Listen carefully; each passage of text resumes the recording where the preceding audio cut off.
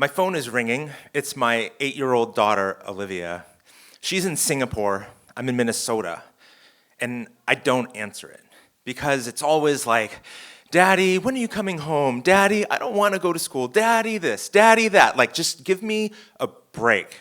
This is my break in Minnesota. I go outside. My dad is standing by this pile of logs. We're at my dad's lake cabin where he grew up. And he loves it here, but he's getting older, so he can't really do everything by himself.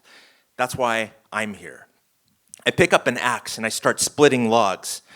And he's like, you gotta hit it in the center. You're not hitting in the center of the log. So I try again. And he's like, you're not angling the blade. You have to angle the blade. It's been like this all week. I can't do anything right. I'm a grown man, I have my own family, but he still just makes me feel like a kid. I want to yell at him, it just makes me so mad, but I don't. So I just tell him, okay, Dad, let me try again. But the best part of being here is at the end of every day, I take this stand-up paddleboard and I get to go out on the lake, and it's my time. And we borrowed this paddleboard from our neighbor, Greg, and it's not his board, it was his wife's, but his wife had cancer and died last year. But it is the most beautiful paddleboard I have ever seen in my life. The top is covered with this beautiful bamboo, and it's amazing. And tonight the water's like glass, and I'm gonna make it out to the island in the middle of the lake. So I take this water bottle, strap it to the board, and I start heading out. I'm almost to the island when I hit something and my board stops dead. I crumble down, fall onto the board, and then roll off into the water. I'm sure I hit some rock or something with the rudder and broke it clean off. So I turn the board over and the rudder is fine.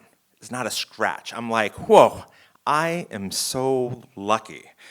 I turn the board over to get back on, and there in the middle of the board is a giant hole.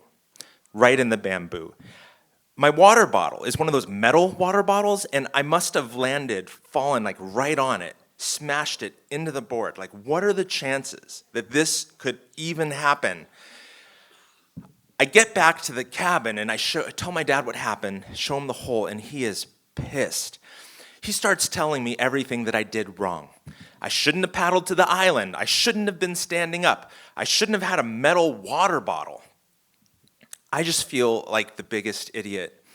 But then my dad starts measuring the board, takes some photos. He emails them to the shop that made the board to see maybe they can fix it. I'm sitting there with my head in my hands. I just am dreading having to go and explain to Greg what I did to his wife's paddleboard. Maybe this was some of the best last days of her life here on the lake, paddling on this board that I smashed up. My dad says, let's go. You have to tell him what happened. We go over to Greg's place, knock on the door. The TV's on, cars in the driveway, but he doesn't answer. My dad says, he's pretty old, maybe he died. My dad is joking, but I was seriously hoping he was dead. What is wrong with me? We go back to our place, and I can't stop thinking about it. I keep imagining the conversation in my head, over and over. Yes, I know the board belonged to your wife. Yes, I know she died last year. I'm sorry. I'm really sorry.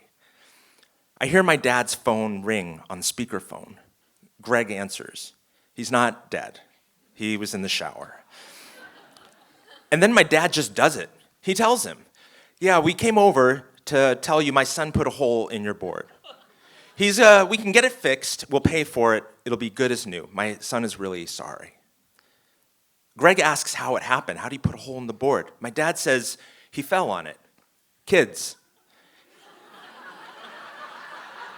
And just like that, all of that worry and fear that I was carrying, my dad just took it and made it disappear. And suddenly, I felt the way that my dad made me feel when I was a kid, safe and protected. He was always looking after me, and he still is. I start crying, and my dad's like, wait, it's gonna be okay, we'll get it fixed. But I tell my dad, I'm not crying about the board.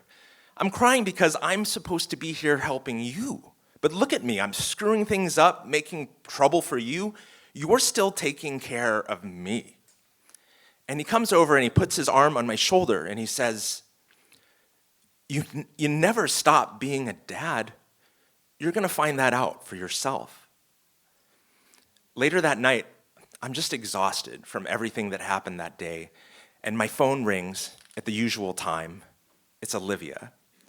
And I know I'm going to answer that call and every other call I ever get from her. Thank you.